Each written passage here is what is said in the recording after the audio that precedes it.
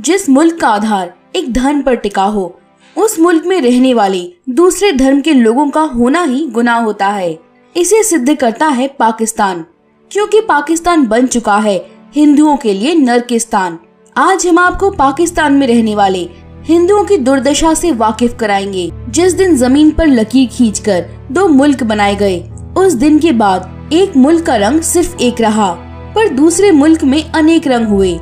लोग अपने रंग के अनुसार मुल्क चुनने लगे और खून की नदियों को पार करके अपने जमीन की तलाश की।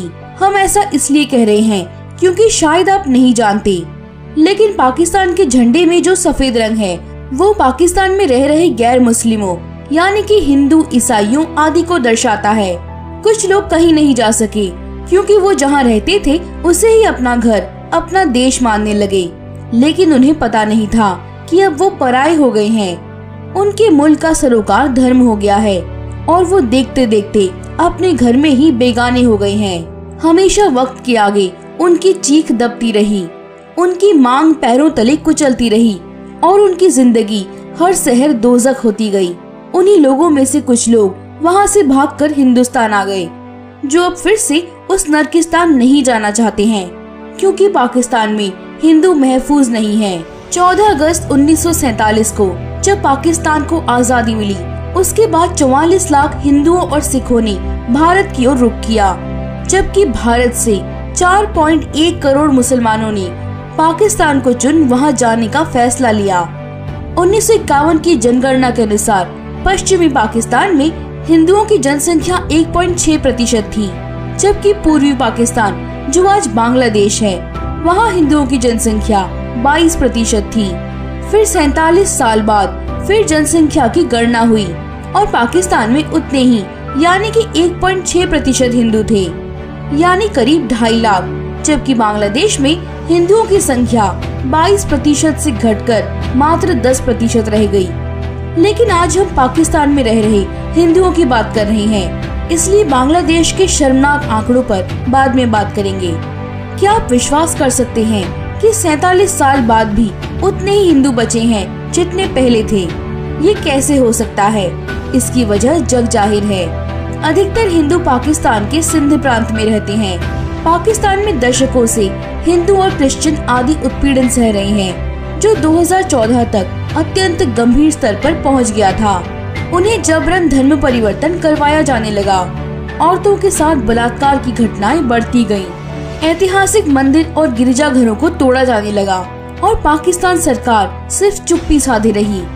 जिन हिंदुओं से ये सब बर्दाश्त नहीं हुआ, उन्होंने भारत की ओर रुख किया।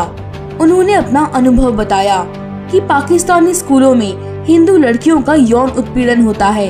उनका कहना है कि हिंदू छात्रों के लिए कुरान पढ़ना अनिवार्य कर दिया गया है और उनकी धार्मिक प्रथाओं का उपहास किया जाता है। भारत सरकार योजना बना रही है कि पाकिस्तानी हिंदू शरणार्थियों के लिए आधार पत्र और पैन कार्ड बनाए जाएं और भारतीय नागरिकता प्राप्त करने की प्रक्रिया को सरल किया जाएगा। जुलाई 2010 में कराची में लगभग 60 अल्पसंख्यक हिंदू समुदाय के सदस्यों पर आक्रमण किया गया और उन्हें अपने घरों से निकाल दिया, और इसकी वजह सिर्फ इतनी थी कि किसी हिंदू ने मस्जिद के पास मौजूद नल से पानी पी लिया था। और सिर्फ यही नहीं, ऐसी घटनाएं वहां हिंदू और गैर मुस्लिम लोगों को आए दिन झेलनी पड़ती हैं। हिंदुओं को मकान किराए पर नहीं मिलते, नौकरी आसानी से नहीं मिलती और यहाँ तक कि प्लॉट खरीदने के लिए भी उन्हें अपना नाम बदलकर मुस्लिम नाम रखना पड़ता है ताकि उन्हें रहने के लिए जगह मिल सके।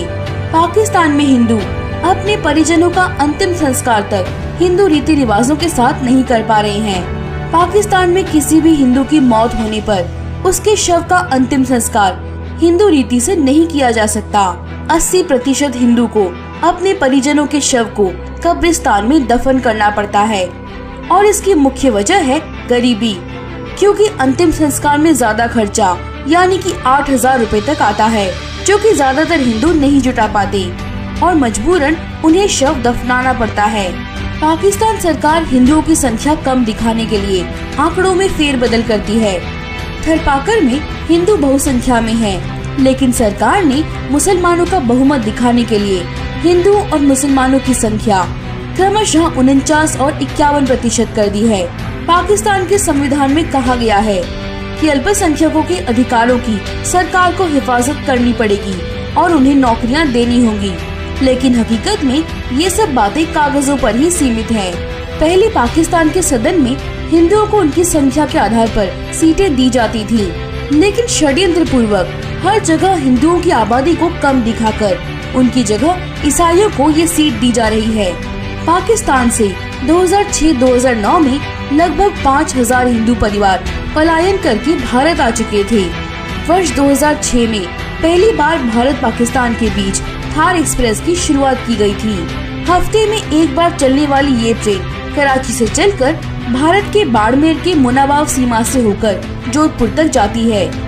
इस ट्रेन से पहले साल में लगभग 392 हिंदू भारत आए थे। 2007 में ये आंकड़ा बढ़कर 880 का हो गया। 2008 में ये संख्या 1240 थी, जबकि 2009 अगस्त तक 1000 से ज्यादा हिंदू भारत आए। भारत आए सभी पाकिस्तानी हिंदू अपनी वीजा अवधि को बढ़ाकर यहाँ रह रहे हैं और भारतीय नागरिक बनने की आस में हैं। हालांकि ये आधिकारिक आंकड़े हैं, लेकिन सूत्रों पर गौर करें तो ये संख्या इससे कहीं अधिक है। पाकिस्तान में हिंदुओं की हालत काफी दयनीय व चिंताजनक बनती जा रही है। हालात इतने बिगड़ते जा रहे हैं कि वहाँ पर जबरन अल्पसंख्यक हिंदुओं को कट्टरपंथियों द्वारा देश छोड़ने के लिए मजबूर किया जा रहा है। इस कारण पाकिस्तान से भारत आ रहे हिंदुओं की संख्या में भारी उछाल आया है।